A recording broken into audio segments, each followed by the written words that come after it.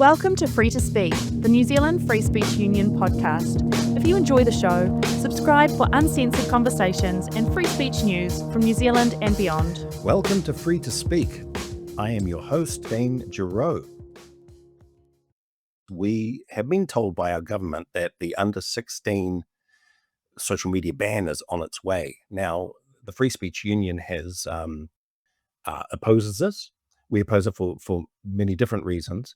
The fact that they say that it's going to happen makes it a little tougher for us, but we are going to be looking at, is this a backdoor for e-regulators? Is this going to mean digital IDs and all these things? Like all other censorship issues, or most censorship issues, it's one of those policies where I don't believe the evidence is really there. It doesn't feel like there's any evidence to really back this up. There's some, but it's ropey. And, this has sent me to Substack and all these other places. And I found a fantastic piece by our guest today, Eli Stark Elster, who is a evolutionary anthropologist. Where have I got that wrong? I'm a PhD candidate in evolutionary anthropology at UC Davis. So that's a university in California, in Northern California. My research focuses on the evolution of human societies and human life history. So trying to understand why human societies tend to be structured the way they are, and why the human life course tends to be structured the way it is. So I take a evolutionary perspective on that, trying to understand the different forces that push our societies and our life histories in the particular directions that they've taken. So this piece you wrote is called School is Probably Much Worse for Kids Than Social Media. Okay, well, see, straight away the title, I'm hooked. So what is your thesis? Like, just take us through all of that. Sure. So maybe to back up a little bit, one phenomenon I'm quite interested in, and that I try to write about quite a bit on my Substack, is the difference between beliefs that are true, as in backed up by evidence, and therefore that we should be acting upon, versus beliefs that are true-ish. So by true-ish, I mean beliefs that feel true, they seem like they should be true, regardless of whether the evidence actually backs them up. In the case of these social media bans, this is a policy that is being instituted very rapidly around the world, and you'll find in policy debates around this, the way people talk about it, they talk as if the evidence is entirely settled, that social media is clearly and distinctly all available data bad for the mental health of children.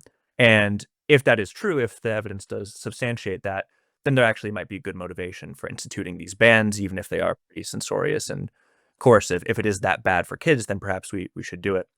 What you find when you look at the data, though, is that much of the data that is cited is correlational. So it'll say something like, if you look at reported depression symptoms among 16-year-olds, let's say, and reported frequency of social media use, that those things tend to correlate together. And that is sort of treated as a strong evidence base.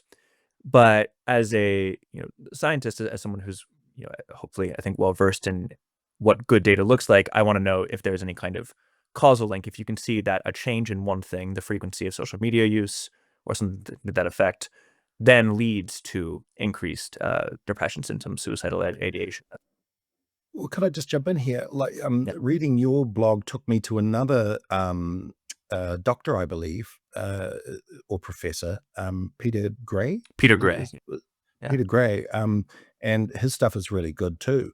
Yeah. And he was talking about, in one of his pieces, he was talking about some research that sort of suggested, well, it wasn't really clear that whether people, who may be suicidal or depressed were becoming depressed from posting, or they were depressed, so started posting.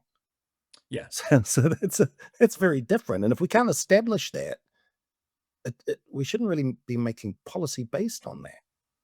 Certainly, yeah. And so the point I try to make in the piece is twofold. One is that that kind of evidence, the causal evidence, is just not there for the link between social media and mental health, but that it is there for other domains of social life and of childhood that just don't get talked about very much anymore. So I use as a contrast with social media the evidence linking school, and particularly amount of homework, with very severe mental health issues. There's a huge amount of evidence substantiating that link. One I talk about pretty in depth is the variations in suicide rates that you see at different points in the year. So during the summers, suicide rates among adolescents and kids tend to plummet. Kids are generally not killing themselves quite as often. And as soon as school starts back up, the rates rocket back up. And this pattern has been quite consistent for 3 decades across multiple locations.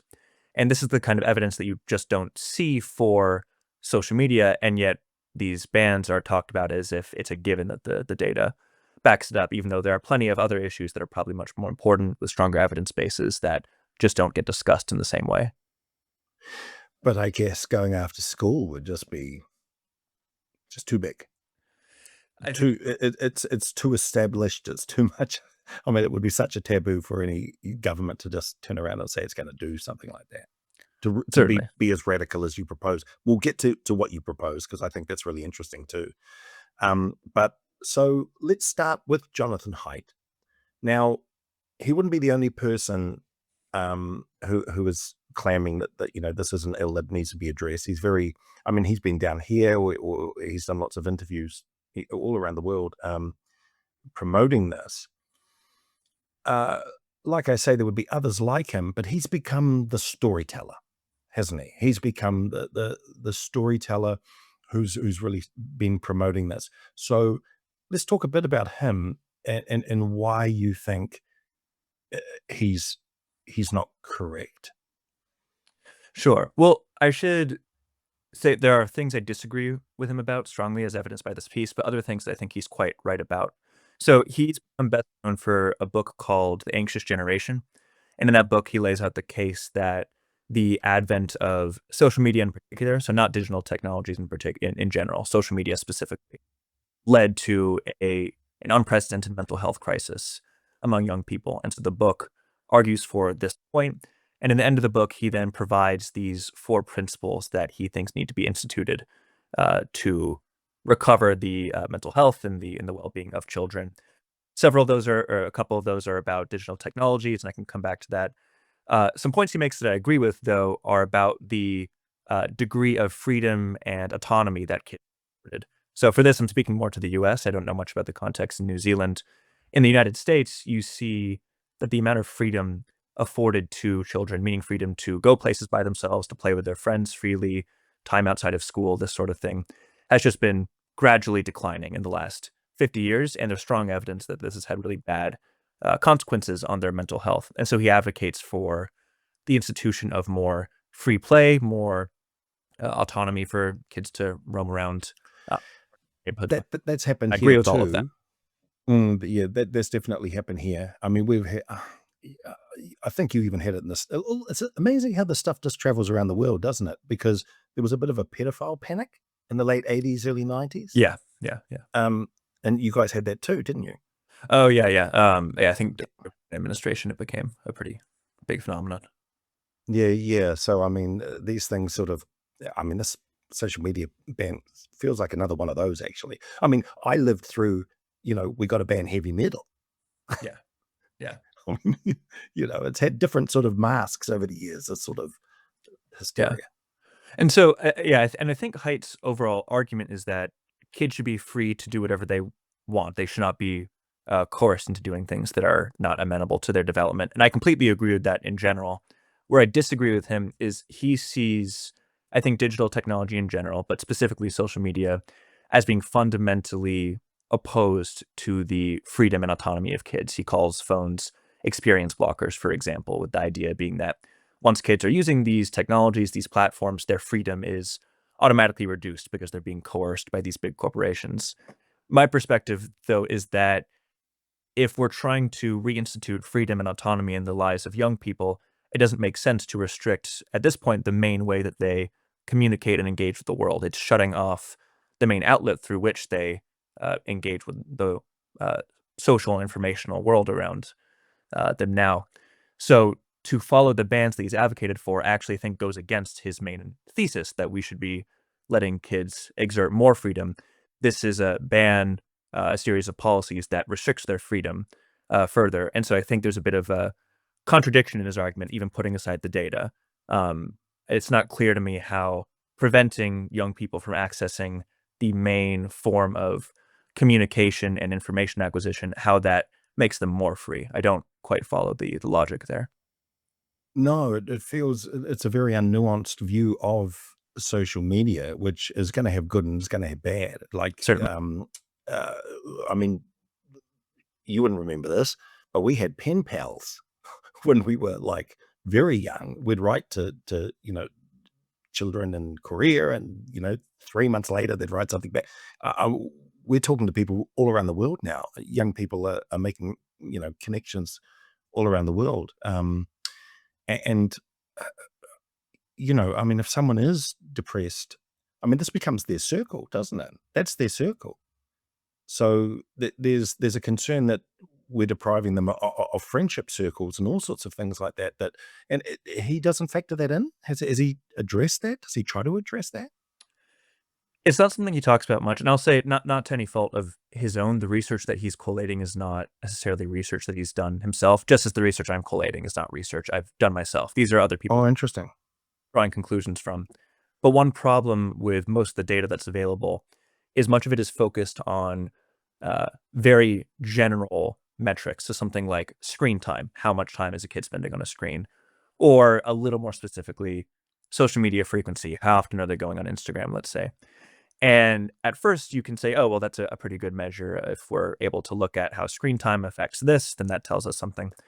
But screen time can mean almost anything, right? There's an infinite number of things you can do on a phone. If I'm reading a Wikipedia article about the evolution of zebras or watching, I don't know, snuff videos from the Middle East or something, like those are both screen time. They have very different effects on my mental health. And the same goes for a social media platform. There are terrible things in Instagram. There are also really productive things in Instagram. And to treat social media frequency or screen time as this just single block doesn't really work. It's really difficult to get more nuance than that in research, but the reality is the research we have is mainly about these really general variables. It would be like if all our nutritional data was about the effect of food on the human body, right? There are lots of different kinds. Or the effect of books. You could be reading, I don't know, the Decline and Fall of the Empire of Rome, or you could be reading Mein Kampf. Those are both books, but presumably being differently valuable for some. Hey, this might sound like a bit of a detour, but I think a lot about, and I've read studies on this too, about the resilience that children need to develop over time. I think this is something Jordan Peterson talks about a lot as well. Like, you need to expose people to things that may make them anxious. That's what that used to be practice, and it's not so much practice anymore. Like, that's the critique against the safe space, really. I'm working on a piece for my Substack about Labyrinth, the David Bowie, Jim Henson thing. And there's a scene in that film, and it's a kid's film, where this young Jennifer Connelly is being seduced by David Bowie, an adult, right? And then it ends with her saying, "You don't have control over me," or something like that. And it all, he sort of, are you taking your mind back there to the film? Have you seen it? Yeah. I've seen clips. I haven't seen. I love David Bowie, so. Oh yeah. Well, the film, it's a big film. It's a big film for young people. I mean, that's a borderline scene, when you watch it again. But it's a rehearsal. That's the way I look at it. Like horror films, these things are almost rehearsals. They are a way to vicariously experience something without experiencing it, and make moral and ethical decisions about these things. I think there tends to be a bit of that. There was an interesting study in Australia that I found too, about done with some Indigenous Australians, Aboriginal kids, about experiencing racism, and how many of them said that they like standing up for themselves in encounters. Like, they take a lot from that. They take a lot of strength from that. That's not a narrative we get sold a lot either. But for these kids, they really were saying in the research that I'm becoming stronger by facing it. And do you think there is an aspect of social media, that whole concept of rehearsal that I'm sort of getting at? Do you think there could be a bit of that in there, even if there was small harms or some harms? Certainly, yeah. I think it's useful sometimes to look at how children are raised in other contexts, and particularly in societies that are similar to the kinds that we would have evolved to live in. So when we think about the evolution of human beings, something that anthropologists will do is look at hunter-gatherer groups, so groups that are pretty much subsisting purely off of hunting game, gathering fruit, tubers, other things from the environment, maybe a little bit of cultivation. And we look at these groups and how they live because that is the kind of social context that all humans evolved to live in originally. These environments that we're in now are rather different, and to some degree, they're probably mismatched for the way that we actually evolved to live. So we can look at how kids are raised in these hunter-gatherer groups. And what you find universally is one, that kids are afforded almost total freedom to do whatever they want throughout the day. They spend most of their time in small peer groups of mixed age, running around, foraging, playing, doing whatever they want.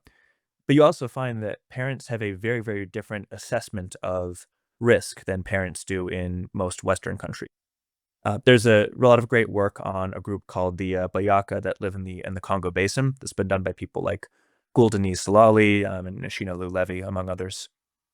And they've made this fantastic documentary that people can find online. I think it's called Growing in the Forest. And in this documentary, you see how kids are being brought up. And one of the first shots is a 1-year-old, maybe 1.5, holding a full machete, just kind of hitting it against the ground. And the rest of the documentary is these young kids, as young as 1 or 2, with machetes, fishing rods, going off with their friends, building fires, fishing all day by themselves, climbing trees, and so on. And I think in other contexts, parents are asked, why do you let kids do these things? They're going to cut a finger off, they're going to fall out of a tree. And the response is often something to the effect of, well, you can't, ever learn how to use a machete if you don't use a machete, right? So this exposure to these potentially risky behaviors, even though it may sometimes lead to harm, in general, you need to learn how to navigate the world around you, and the world is not always a safe place. And so being exposed to some of the things that you'll have to deal with as an adult, as a kid, is potentially quite important. If those kids in the Congo were not allowed to touch machetes until they were 15, they probably have a pretty hard time using machetes safely when they're adults. So I say all of this because I think there is potentially something we can learn from these contexts when we are so wary of kids being exposed to anything that seems even remotely dangerous or harmful. It's worth asking if we are promoting their short-term safety over their long-term ability to deal with dangerous things in the world. Because in these other contexts, it seems that people make very different trade-offs and are quite successful in raising their kids that way. Do you have any theories, or have you read any interesting theories about what drove us to be a bit more helicoptery? Because I mean, I have my moments as a dad, Yeah. and my not my younger son, but my second youngest son, has pushed back and said, you're doing it all for me, you know, come on, Dad, just back up a bit. And I'm doing that now, and he's off working, and he's moved to another city and everything, so he got rid of me. But I did feel, yeah, I did feel the urge, and I'm a pretty sort of robust character who likes a bit of risk myself. So where has this culturally sort of come from, do you believe? Yeah, there are several factors. I think it's a complicated story. At least in the US, I can speak to that development. Up until, and I'm kind of going off what Peter Gray said here, but until the 50s, 60s, kids actually did have quite a bit of freedom, and you hear these sort of they sound cliche, but I think the real stories about kids off on their bikes, going around until sunset with their friends, and that was the norm. There's a huge amount of autonomy afforded to children. Around the early 1970s, you see pretty quickly these big shifts in the amount of mobility that kids are afforded, the degree to which they're allowed to move around neighborhoods by themselves, and this sort of thing. And there are maybe 3 factors that sort of help to explain why that happened. One is the just changing physical landscape of the neighborhoods that kids were living in. As the US became much more car dependent, kids were simply just farther away from their friends and living in places that now have cars going all over the place. So it actually is a little less safe to wander around. They're farther away. There are fewer open spaces. And so there's less freedom to exert because there's no free places to run around in anymore. So that's one thing. You also have changing social norms, I think in part inspired, as you alluded to the kind of pedophile kidnapping panic that happened in the, I think maybe early 80s here, maybe a little bit earlier, where, one-off terrible, but really one-off stories of someone getting kidnapped and killed became these huge news stories and created a giant moral panic that then pushed people to keep their kids inside, protect them from dangers, and this sort of thing.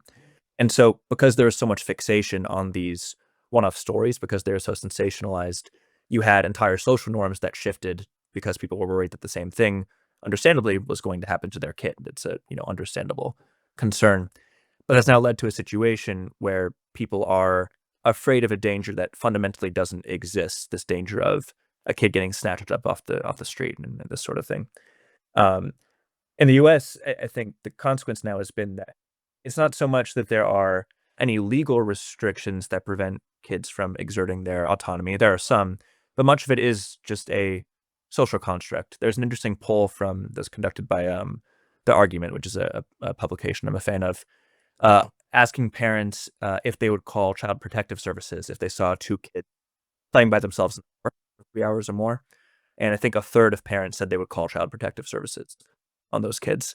So, that's not because there's any real danger posed by those kids being out by themselves. It's because we have very different social norms, in part inspired by moral panics around pedophilia and kidnapping and this sort of thing.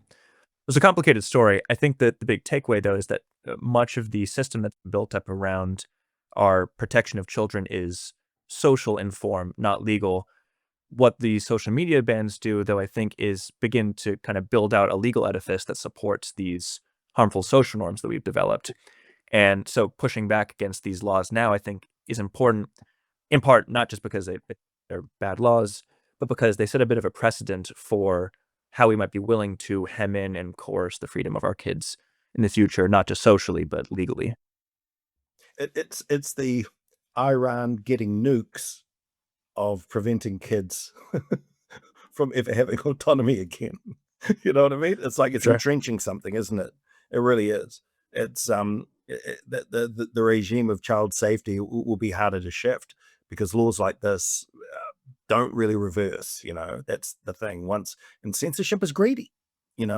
Like it's a hungry beast. Once you feed it a little, it wants to go a little further. So if things don't work, the instinct is, oh, we didn't ban enough. We'll go a little further. It tends to be what happens. Like I can see more, there'll be social media. And then I think even Substack has been put on a couple of lists. Yeah, I think, Maybe in Australia. Yeah. yeah. And that's part of the complex. I mean, something Jonathan Haidt will often say is that he's not against the internet, he's against social media. The problem is, at this point, social media is the internet. The social media is how available information on the internet is digested and then given out to us. So if you ban people from social media platforms, that is in effect banning them from much of the internet, really. And then there's the further complexity of deciding, well, what counts as social media.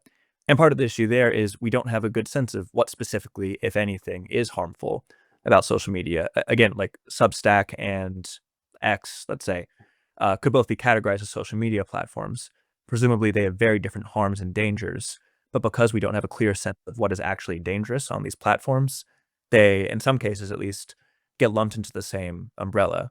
The lack of nuance around this term social media has led to, a fairly problematic push to just ban it all without thinking about the consequences. Yeah. I mean, a few weeks ago, Keir Starmer wanted to ban X and Grok, and he wanted to, they were talking about banning it, and it was a bit of a nervous week, I think, because Anthony Albanese in Australia and maybe Emmanuel Macron were like, yeah, this isn't a bad idea at all. The only reason we knew about the Iranian protests really was from X. For all the really rough material that you can be exposed to on that platform, the dissenters in Iran were using it and getting that message out there. So it's not that you're not throwing a baby out with the bathwater. You're throwing a whole maternity ward out when you when you ban any of this stuff. And I worry about that. Like if Substack is on the list, There could be, savvy kids that just get, that find their career by reading a interesting post and then going down that rabbit hole. For sure. The fact that we're not even considering that, or we're thinking, well, here's the thing. It's back to our central question, isn't it? It's like, if the evidence was that compelling, okay. But the trade-offs here, I don't think you can justify it at all with what we have. Yeah. Yeah. My perspective on limiting any freedom really is that you need necessary reason to limit it, right? If I have a 2-year-old kid and they keep on the street and I grab their hand to let them run, I'm restricting their freedom. That's okay because there's such a clear and obvious harm that might come from them running into the street. And so there are policies around childhood that I think have that kind of evidence base behind it. Like, I don't know, kids under a certain age can't buy alcohol. I think you can make at least some argument that that's acceptable given the potential harms. But for this, the evidence is mixed. And beyond Haidt, I think this is something that the public doesn't see. The academic consensus is not behind him at this point. He's such a prominent name, and so his work dominates the conversation. He's been very savvy about putting forth his... He's the storyteller, like I said, Yeah, and this is, I think, a problem sometimes in academia is that the people who are actually best equipped and most knowledgeable about the evidence are not always the ones who are best equipped to go on a podcast for 3 hours or give a really compelling TED Talk or this sort of thing. And so the more nuanced, accurate interpretations don't get out there, and instead you get the true-ish version that gets, blasted around the world. It's interesting, because we at the Free Speech Union in New Zealand were very, very active against the hate speech laws that they tried bringing here. We're a bit of an outlier in the West now. We don't have hate speech laws the way Australia does, or the UK or France or the EU. So we're closer to you guys and in the US, which has been great. And we did a lot of work to sort of keep them out after the the atrocity, which was really tough. It was a pretty fraught battle, but again, there just wasn't really evidence. But people will call them protections. Why can't this group have protections? And it's like, well, where's the evidence? And Nadine Strossen, who was the head of the ACLU for many years, she's like a bit of a mentor to us. I've gone back to her a lot and said, what do we got? So I'm prepared. I'm armed for battle, against people that really want these things. There's no compelling evidence that hate speech laws reduce racism or make communities safer.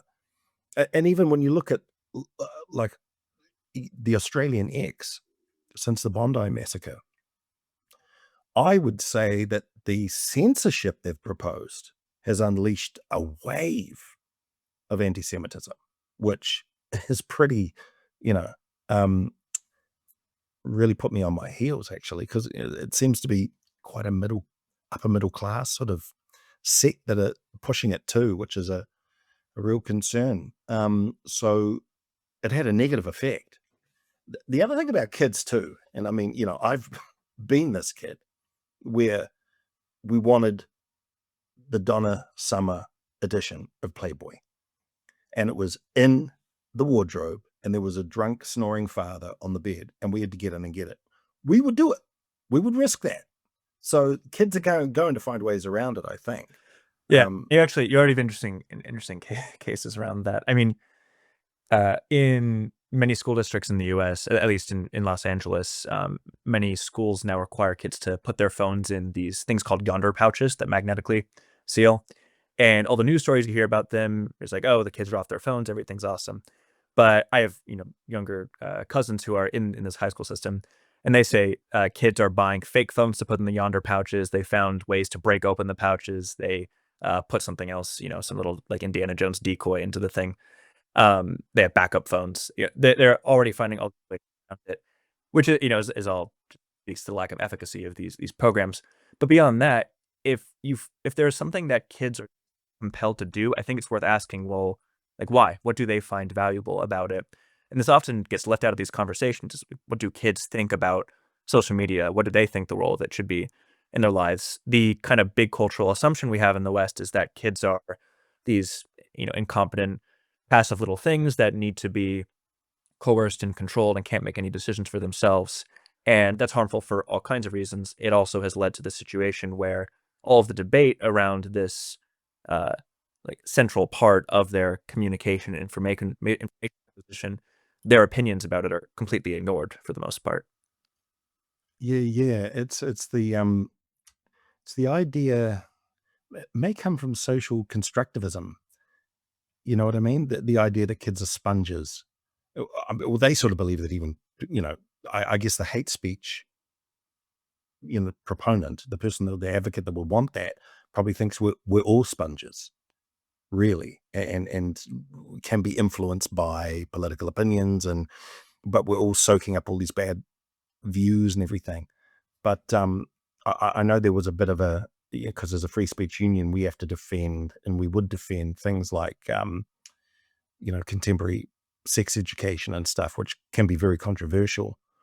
But one of my children was at school, and this program was happening. I didn't know it was happening. And I said, "Oh, what do you think about it?" And he says, they say some weird things and we all joke about it afterwards. And then I thought, well, yeah, that's kind of like religion in schools. Like, we didn't all walk out Christian. We sort of joked about it afterwards. You know what I mean? I think we sort of egged each other on, and you know what I mean? Because kids are actually, I think Christopher Hitchens said this, like, when it comes to, the kid asking the question to the rabbi, he's going to stump the rabbi, isn't it? It's not going to be an adult. It's not a question from an adult that's going to stump the rabbi. It's going to be like a 6-year-old. It's going to go, what about this? And the rabbi's, I can answer. That's where those questions come from. So, I think we need to give kids more credit, really. I think they are way more discerning, and they're very, very sneaky and inventive. And yeah, they're going to find their way around this stuff. And, I'm kind of glad. I think I think that's developed. That's a skill as well. Well, Really. yes, it's what they've always done. In Yeah. any, there's, monographs written about, I assume, hundreds of societies, and they all have at least little sections about the lives of children in these places, in hunter-gatherer groups or small pastoralist groups or this kind of thing. And every single time you hear about these groups of little kids in mixed age running around, doing whatever they want with very little control from their parents. And in fact, the parents, even if they wanted to, don't seem like they could exert any control over the movements of the kids. And the fact that you, from what I can tell, still see kids pushing to form, I call them from Dorsa and Mir, to form these independent, pure cultures, that they're still trying to do that even now, suggests that this is a pretty fundamental impulse and something that we should be providing a lot of space for.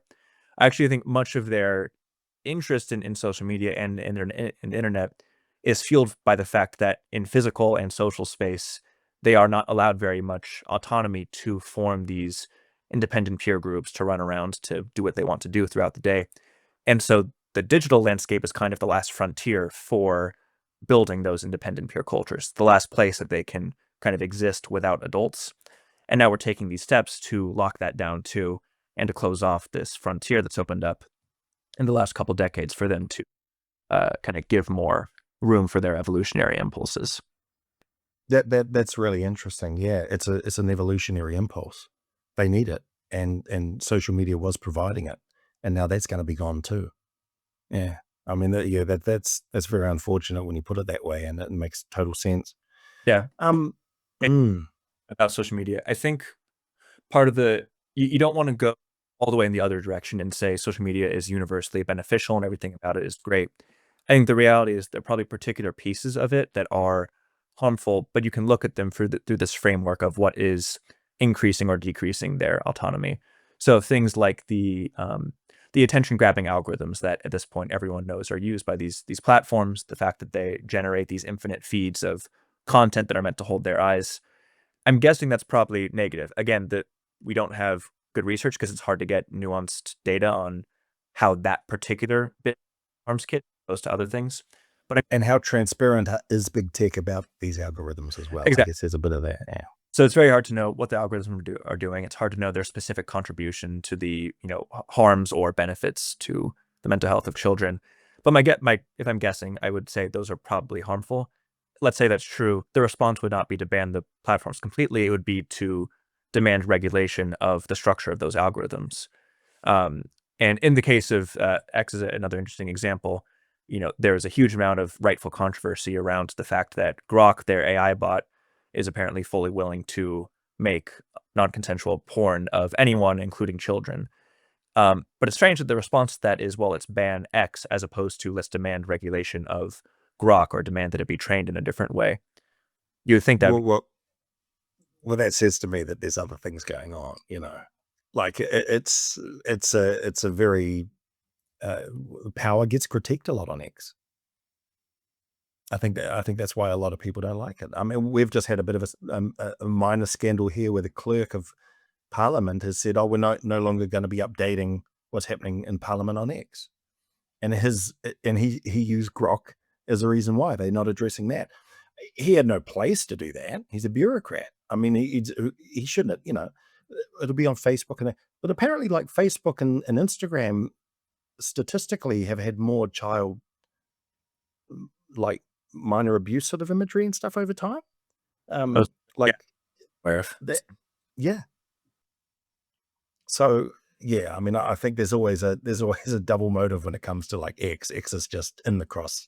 There's an X on it, like yeah, it's in the crosshairs of a lot of powerful people, and that's not a conspiracy. I mean, it's like, people don't like being critiqued when you're in power because you get thrown out of power. Yeah, but you can make the same point about any platform. I think if there are specific things about a platform that might be harmful, then you want to address those specific things, not the platform itself. In the same way that if I wouldn't support this. Let's say there was some really harmful book and people wanted the book banned. I wouldn't be in favor of that, but I don't know. People might make an argument.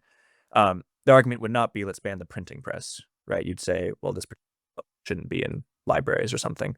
But I think for this particular issue, it's maybe difficult to advocate for nuanced policies around social media. And so the much easier policy to pitch is just ban it completely. As evidenced by Haidt's success, it's much harder to make a kind of TED Talky soundbite argument for let's regulate the algorithmic structure of Instagram. Let's say that's Well, on politics, do you think? I think in our pre-interview, you did suggest that Haidt may be a little bit worried about political ideas.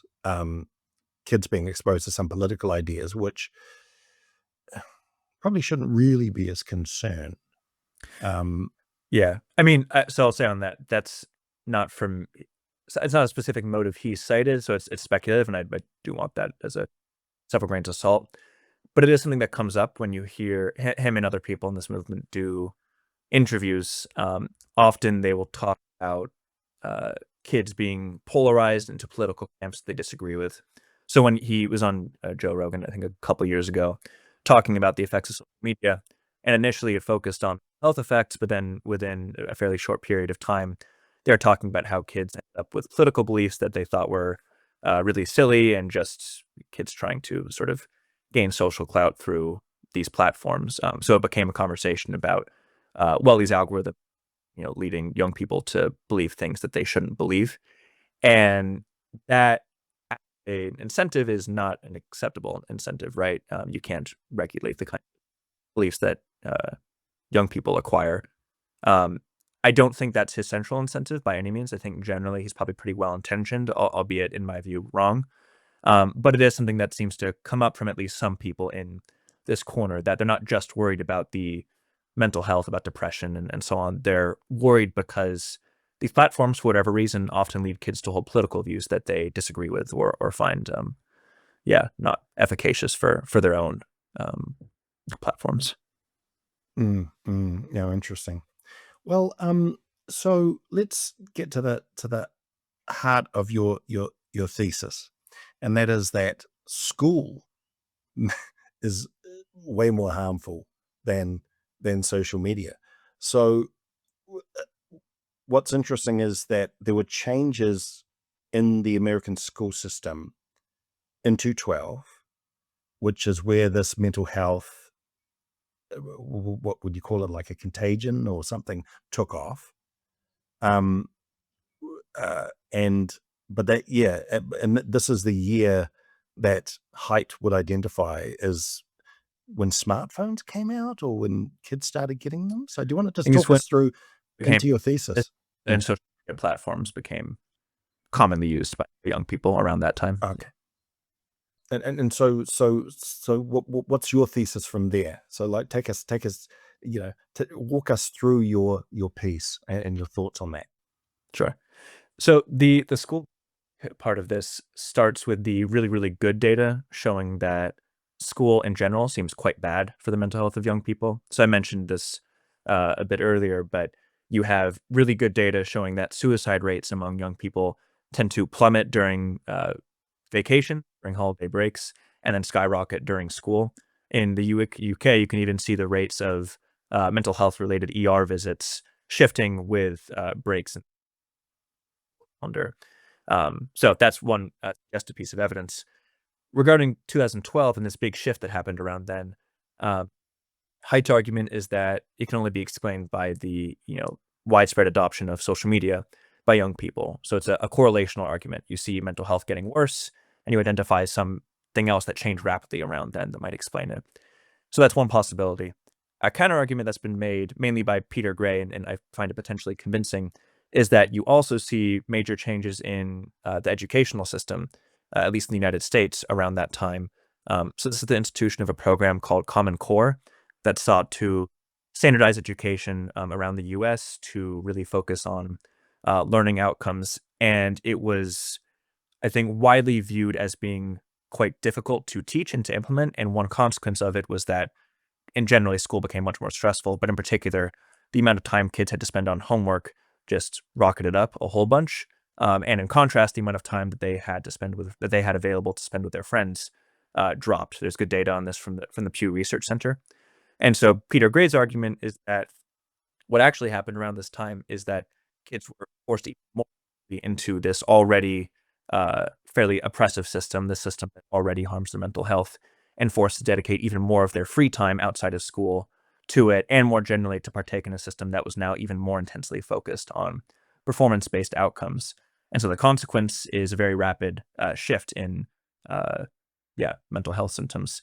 I think this is further validated by asking kids themselves. So you don't just have to look at sort of this broad data. There are surveys asking kids about their main sources of stress in a given year, and you see the reported sources changing really quickly after 2012. So after 2012, I'm forgetting the exact numbers, but I think something close to 80% of kids cite school and particularly homework as the main source of stress that they face. Things like social media and social problems in general are way below on that span, and that's been pretty consistent until recent years, where by far school is the major source of stress that they report. So we can make a kind of speculative argument that social media is the culprit here, or we can look at another change that happened at the same time, a really major change, and then ask kids themselves, what are you so stressed out about? And perhaps their answer is something that we should take seriously. If they're saying that the answer is school and not social media, maybe the answer is school, right? They're the best people Yeah. report on this. Well, in terms of the homework, I know that my son would get absolutely frazzled by it. He's a smart kid. When he got home, he just wanted to chill. He'd done a day. Why did he have to work for another 2 hours? I mean, so the load really leapt at it in terms of the homework load in the States. Yeah, quite an amount. And there's also, so this is more suggestive or more speculative data, but there's some research showing that the effect on mental health, so the relationship between amount of homework and declines in mental health is not linear. So it's not like if you add 10 more homework, people are 2% more stressed or something. That you actually have these exponential effects where once homework time crosses a certain threshold, mental health just plummets very suddenly, right? So it's like a nonlinear effect that happens once it's a certain amount. I think one possibility is that Common Core actually took homework time over that threshold. And at that point, mental health just plummeted precipitously. It wasn't just some linear drop. So it's undeniable that there are major changes in the amount of free time that kids had available on their own to chill, to be with their friends. That really just kind of vanished. But again, like there's survey data asking kids what they're stressed about, and they say homework in school. They don't say social media. They don't say social comparisons, whatever. They say school. Um, and we should be taking that very seriously. If there's a mental health crisis among young people, which there is, and the young people are saying our mental health crisis is caused by school, maybe we shouldn't treat them like, you know, little incompetents who have nothing to say about their own. Are they kids? What do they know? Yeah. Um, yeah, exactly. Yeah. So you've got some solutions. So what are your solutions? Yeah. Um, there are, let's see, three that I mentioned. One is just reducing homework time in general. I think some schools have taken steps to put those policies in place, which is great. But generally, there's really, I think, no reason that kids should have homework prior to secondary school even, and just generally, the amounts should be much, much lower. One consequence of that, I should say, is learning outcomes might not be as good. You might see small drops in literacy and numeracy after people graduate. Because the fact is, if you force someone to sit down and do something for 8 hours a day, they'll probably get a bit better at it than if they're doing it for 6 hours a day. Even if that is true, though, the trade-offs with mental health, I think, are so huge that it just doesn't particularly matter. I'm much more interested in my, future children being happy and feeling good about themselves than having marginally better literacy scores. I've made choices like that for my children. Yeah. Uh, I've already done that in my life. Yeah. yeah. The second one is much more time for free play and recess and breaks from school. This actually, there's data showing that when you have more time for recess and lunch breaks and thing in schools, that learning outcomes actually go up. So there's really no reason not to do this. But also, kids just like it. They report being happier. They feel better. Everything is better when they are allowed time to run around, be kids. So that really should be in place. There are mandatory minimums in some U.S. states, but they are quite small. It'll be something like 30 minutes a day in California, even for elementary schoolers, which is shockingly low if you think of an 8-year-old and what they want to be doing throughout the. Um, I should say for that policy, and I would imagine for the homework one, I think Jonathan Haidt would agree with both of those things. I think he's very much in Okay. of more recess time, lessening the effects of school. That's something he's very much advocated for, and so I do commend him for that. That what was the third? Shorter school time? Was that the one? Like longer recesses? Oh, but yes. Was it? Yeah. Let's see, pushing back the start of the school day. There's been some interventions. I think there's a school district in Seattle that tried pushing back the start of the school day later, just so kids could sleep more or less. And I think shortening the school day, perhaps, so I'm not positive that was part of the intervention. And you see learning outcomes increase, mental health is better, they're sleeping more. More sleep is important. So that's the third intervention. One issue, though, with all three of these, I think, are great policies to institute. I think school itself as a system is probably quite problematic for the development of kids. If I were redesigning the world, I would want a system that requires virtually no time where they're sort of sitting in rows and listening to someone talk to them, and almost an infinite amount of time for them to run around and do kind of whatever they want. That isn't going to happen, right? The degrees of change that can happen in the world at this point are limited. So I've identified these three, I think, more easily implemented policies that could actually be put in place. But really, it's the broader system itself that isn't an issue. The system of putting kids in these single age groups, sitting them down, making them listen to adults for hours and hours, is fundamentally not well suited for how kids are supposed to grow up. Whether that can change on a large scale, I don't know. I would like it to. But these, I think, three suggestions are a place to start. Well, see, there's a tension here, isn't there? Because school is a babysitting service as well for working parents. Exactly. Yeah. That's the challenge. That's why people probably don't want to touch it, because a lot of work lives would collapse. Both parents are working these days. That wasn't the case. It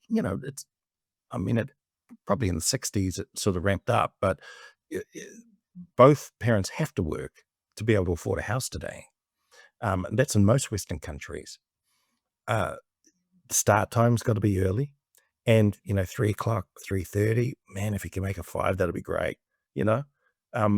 It's it's really tough. It's tough now. There was this reporter in our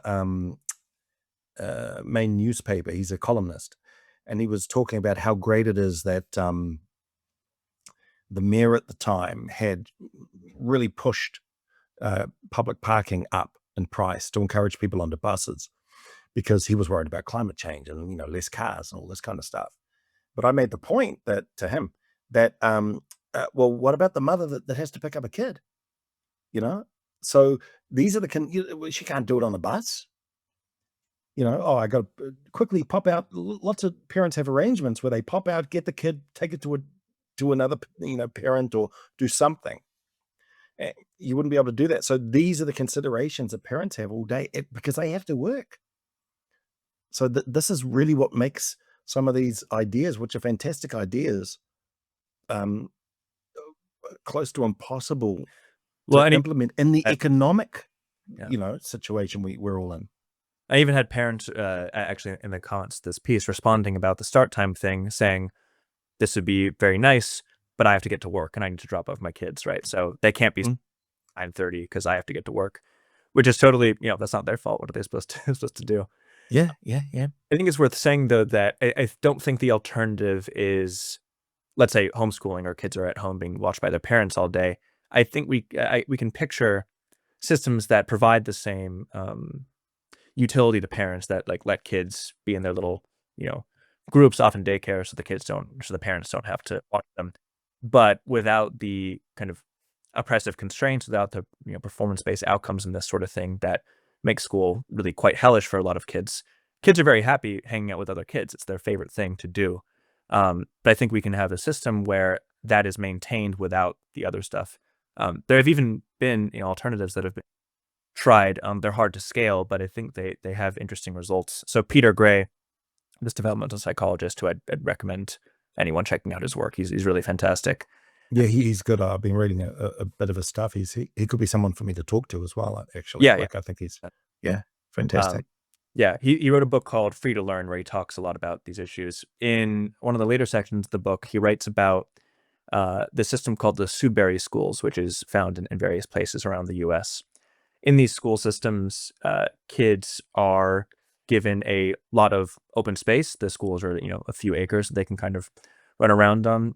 There are, sports equipment, there's computers, there's books, there's coloring stuff, whatever. And there are adults present, not to teach them anything or even really to prevent them from doing anything, but just in case someone gets hurt. They're basically around. Beyond that, there are no real restrictions. Kids just do what they want. And if they want to learn about something, if they want a class to be taught, they go to adults and say, hey, I'd like to learn about this. I'd like to learn how to do this, and so on. And the outcomes of it are incredible. It's a huge proportion of kids that go on to attend university, to have jobs they like, to make good money, that sort of thing. So it's very suggestive, at least, that in these cases, you can have schools where there are no classes, right? There's no instituted standards, there are no tests, and kids still come out of it not just as successful as their peers that are in regular schools, but much happier and much more pleased with the experience they had. When you look at reports from people who attended these schools, you don't have these traumatic testimonies about how they felt horribly stressed about their dyslexia, or about how they were bullied constantly, or any of it. They just seem kind of happy to have had a free space to roam. So that kind of thing, difficult to scale, right? These are private schools. They're expensive, and they're expensive for a reason. But I think it's suggestive. There are alternatives that are not, putting kids at home all day. It doesn't have to be school as we know it now, but you can still have a system that gets kids away from their, parents. The parents can go do what they need to do without being so oppressive to the well-being of kids. I mean, it's got me thinking. If you only did learning for 2 hours, it would still be beneficial. May even be more beneficial, because as you said about the homework, you go over a certain time, diminishing returns. It's like I'm a screenwriter. If I write for 8 hours, it's, you know what I mean? I Yeah, want to stop at around 4. I can write 4 or 6, which is a lot of people can't. There's a lot of people that do 3 and that's it, because they believe that it doesn't get better after that. There's a peak to this stuff, And school, I don't think, well, I mean, it was developed in a time when they wouldn't have been thinking about that at all. But we are stuck in quite a very archaic model, aren't we? But I mean, critics, Nietzsche wasn't a big fan of the school system. He had quite a bit to say, back in the day. It has had its critics, even way back. It's funny, like on the on the starting later thing, my son would just get up and go at 10. And I'd be just bellowing in the hallway, and I could not get him up. But he'd get there at 10, and he was fine when he got there. But of course, it was always, doesn't he like it here? Are things happening? Is he getting a hard time? What's going on? It's like he just didn't want to get up at 7:30. He didn't want to get up at 7:30, But so, yeah, and he's got a good job now, and everything's cool. But yeah, so, well, we've been going an hour now, so that's cool. I think we can wrap it up. But so, any final thoughts on the banning of the under 16 bill? Because I mean, this has been a great interview, and like very compelling what I'm hearing here from you. So yeah, any closing thoughts on it all? Yeah. Well, here's what I would say. I've written this piece. I hope it's compelling, and I've summarized some of the evidence in it. So I'd encourage people to go read it if they want to look at the specific studies. But I'd also encourage people to go and engage with writing by people other than Jonathan Haidt. He is one perspective, and I think he is a valuable perspective. But people like I'd mentioned Adam Hunt or Tanay Katiyar as two people. About Alberto Acerbi is another. Those three people have also written about social media more from the perspective I'm advocating for, and their research touches on it more directly. So I'd encourage people to take a look at that. More generally, though, what I would say is I think there's a kind of mismatch we have in policy debates between how we should be approaching the implementation of different policies and how we actually think about them. Because we are, humans with brains that are not evolved for this kind of complex thing, our intuition is just to kind of go off whatever vibes feel right. It feels social media should be really bad for kids, and so we assume it must be true. It feels true that AI must use a huge amount of water in its data centers, and so we assume that's true and talk as if it's true. But we don't want to approach these things based on what is true-ish or what feels true. You want to go based on the evidence. And so before advocating for something as intense, as harsh as banning social media completely for people under 16, you want to be really sure that the evidence supports that view. There's a good reason to do it. And so you can take my word for it, but I'd encourage people to go actually look at the studies themselves, engage with multiple perspectives, and see what the actual data has to offer.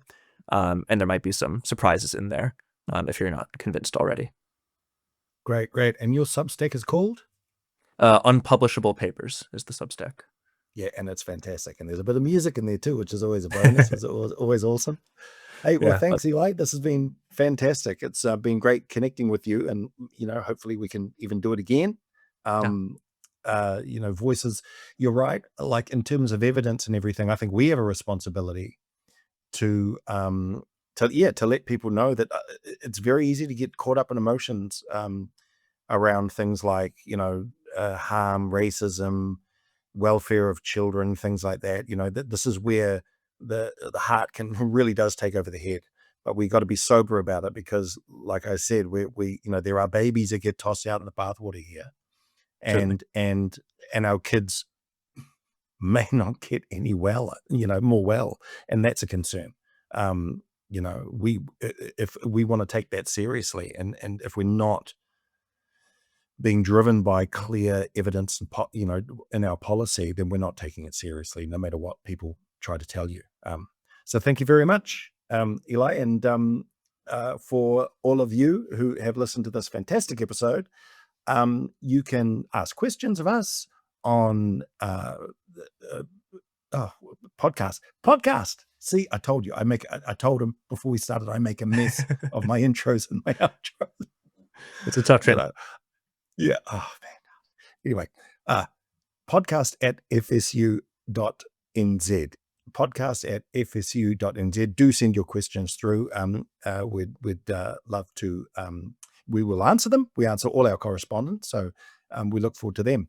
So yeah, thanks for joining us on Free to Speak. Thank you, Eli, and we'll see you again real soon. Thank you for listening to Free to Speak. If you enjoyed this episode, please subscribe and consider sharing the podcast with others. We release new episodes regularly, and subscribing is the easiest way to stay up to date. If you have any questions, feedback, or suggestions, you can contact us at podcast@fsu.nz. If you want to find out more about the New Zealand Free Speech Union, visit fsu.nz.